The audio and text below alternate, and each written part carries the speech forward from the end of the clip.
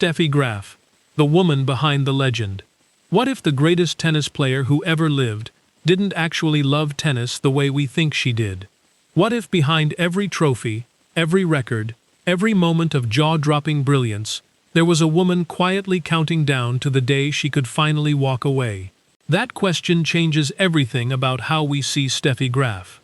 Because we've spent decades celebrating her titles, her records, her seemingly robotic dominance, and almost none of that time asking what it actually cost her. Today, we're going deeper than the scoreboards. We're talking about the girl who learned discipline before she learned freedom, the champion who carried a shadow she never created, and the woman who ultimately did something most elite athletes never managed to do. She chose herself. Stick around, because this story is so much bigger than tennis. Let's go back to the very beginning. June 14, 1969, Mannheim, West Germany. A little girl picks up a racket, and somewhere in that small, ordinary moment, the entire landscape of women's tennis shifts. It just doesn't know it yet. Steffi wasn't born into some dramatic rags-to-riches story. There was no tragedy in her origin. What there was, instead, was repetition. Her father, Peter Graf, introduced her to tennis at a very young age, and didn't just hand her a racket and walk away. He made her fall in love with the rhythm of it. Watch the ball, move your feet, find the angle, recover, do it again, and again, and again. Before Steffi Graf ever had a world ranking, she had something even more valuable. She had stillness. That quiet, unshakable calm that would later confuse commentators, frustrate opponents, and make audiences wonder if she was even human. She didn't learn that composure at a grand slam. She learned it in an empty room, bouncing a ball off the floor, again and again, until her body knew the answer before her brain had time to ask the question. People would later call her cold, distant, unemotional. But here's the thing, that restraint wasn't absence, it was architecture. She had been building it since childhood, brick by brick, rep by rep. When you've hit the same shot 10,000 times in silence, you don't need to celebrate when it lands in a match. You already knew it would. Now, here's where it gets interesting. In 1982, at just 13 years old, Steffi turned professional. 13. Think about that for a second. While most of us were figuring out how to survive middle school, this girl was stepping onto courts against grown women who played tennis for their mortgage payments. The professional tour had no interest in being gentle with a teenager. There was no welcome committee, no adjustment period. There were just opponents, scorecards, and the brutal honesty of a game that doesn't care how old you are. But Steffi didn't crumble. She observed. She measured. She lost sometimes. And when she did, she treated those losses like instruction manuals. What went wrong? Where was the gap? How do I close it? Her game was built on contrast, and it was genuinely beautiful to watch once you understood it. On one side, her backhand, a sliced, skidding, low shot that looked almost defensive but was actually deeply strategic. It kept opponents off balance, forced them into uncomfortable positions, bought Steffi time to reload. And then, from the other side, the forehand. Oh, that forehand. Fast, heavy, struck early, clean as a thunderclap. When she unleashed it, stadiums went quiet for a half second before erupting. It wasn't just a tennis shot, it was a closing argument. The media called it the Fräulein Forehand, which sounds like a fun nickname until you're on the receiving end of it and realize it's basically a polite way of saying, you probably can't return this. Point by point, tournament by tournament, the tennis world started to understand what it was actually dealing with. And by 1987, the potential had officially become proof. At Roland Garros, Steffi faced Martina Navratilova in the final, and walked away with her first Grand Slam title. But watch the way she received that moment. No explosion of emotion, no theatrical collapse to the clay. Just a quiet, almost private acknowledgement that something inevitable had finally arrived. She'd faced the greatest player of the previous era, held her nerve through 3 sets, and won. The trophy didn't feel like a surprise to her. It felt like a result, and that distinction tells you everything about who Steffi Graf was. Then came 1988, and honestly, we need to slow down here, Because 1988 wasn't just a great year, it was something the sport of tennis has never seen before or since. The Australian Open on hard court, Roland Garros on clay, Wimbledon on grass, the US Open in New York, then an Olympic gold medal in Seoul, South Korea, the Golden Slam. No woman in the history of professional tennis had ever achieved it. No player, man or woman, has done it since. At 19 years old, Steffi Graf won every major title available to her in a single calendar year, and then went ahead and added an Olympic gold medal, just to make sure nobody could argue with the math. Each surface demands something completely different from a player.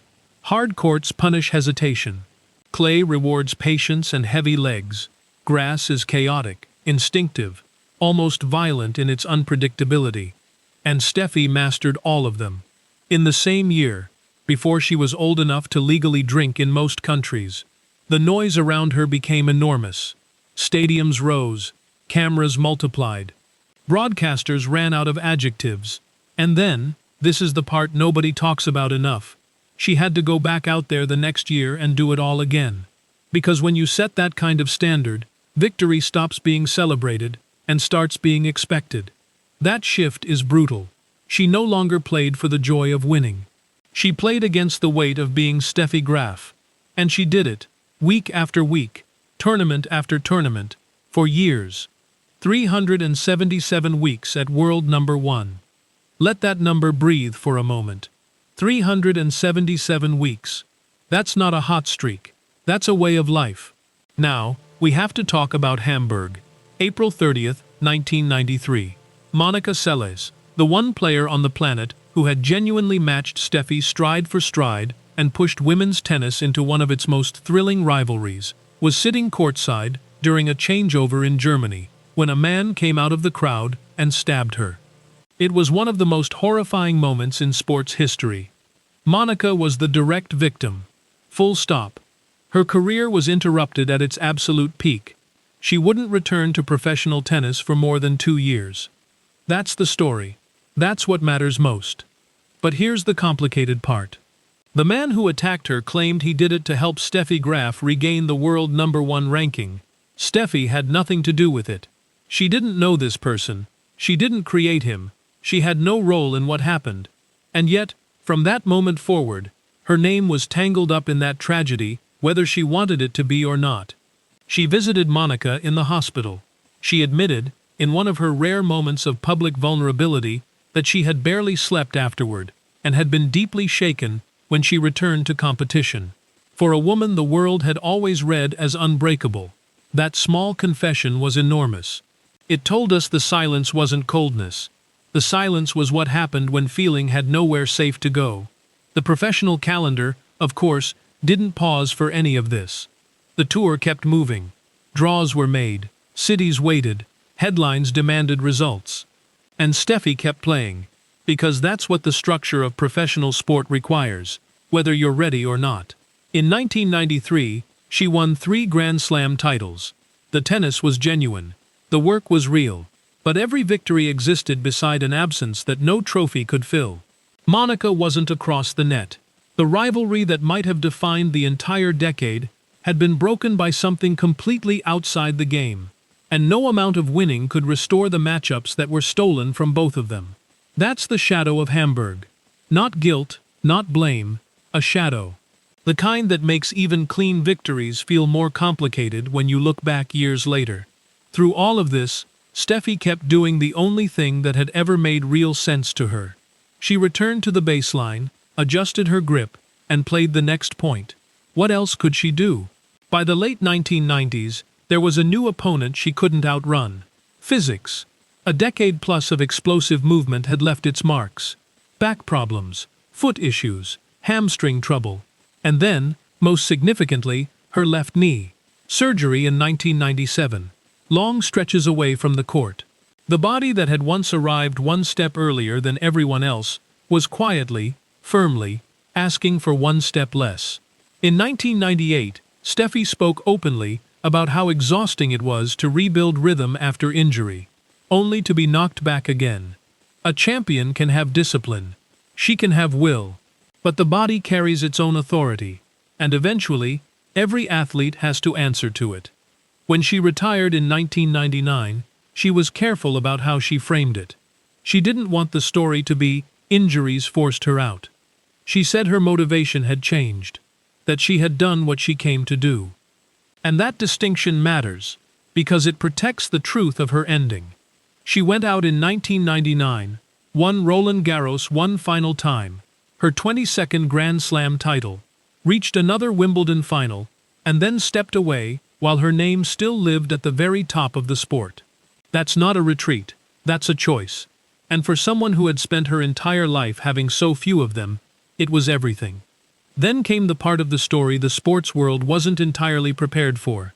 What happens when someone like Steffi Graf builds a life that doesn't need a scoreboard? She met Andre Agassi, and what looked on the surface like the most mismatched pairing, the flashy Las Vegas showman and the reserved German champion, turned out to make a quiet, profound kind of sense. Both had been handed rackets before they were old enough to decide if they wanted them. Both understood what it meant to grow up inside a sport before growing up inside themselves. Both knew the cost of being watched that closely, for that long, starting that young. They married in October 2001. Private ceremony. Barefoot. Jeans. Their mothers, a judge, and no cameras. After lives spent performing in front of the entire world, the most important moment of their personal lives happened in a room with almost nobody in it. And honestly, that feels exactly right. What followed wasn't a celebrity showcase. It was a life. 2 children, Jaden and Jazz, a home in Las Vegas. And one of the most telling decisions 2 former child prodigies could make. Their kids were never pushed into tennis. Jaden chose baseball. Jazz carved her own path. For 2 people whose entire childhoods were shaped by a racket and a ranking system, allowing their children to simply choose. That's not a small thing. That's a revolution inside a family.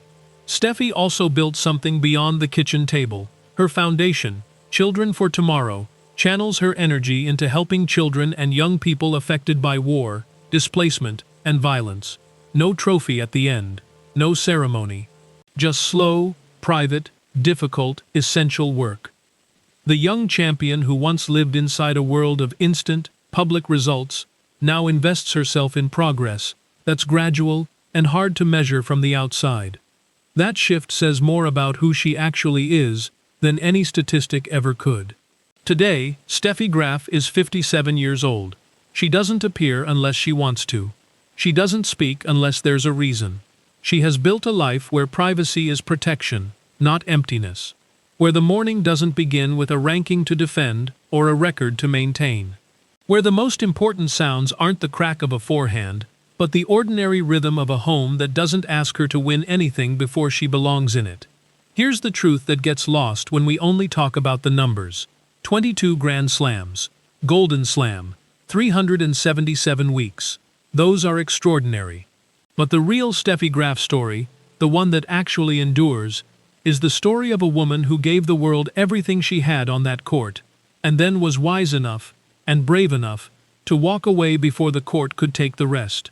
She chose silence over spectacle, family over fame, purpose over performance.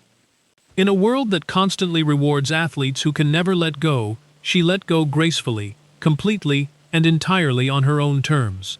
That's not just a tennis legacy. That's a life well lived.